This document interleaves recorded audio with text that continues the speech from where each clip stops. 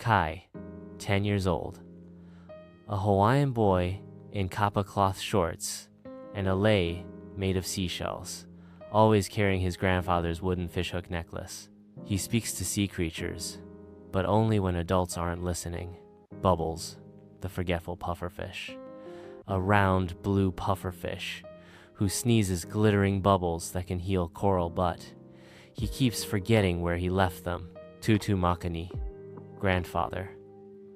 A retired fisherman who wears a woven lahala hat and teaches Kai Hawaiian ocean chants. Relationships. Kai and Bubbles are best friends. Kai is patient, while Bubbles is energetic but scatterbrained. Tutu Makani shares mo'olelo legends about protecting the sea. Central conflict. A mysterious shadow is turning the coral reef gray.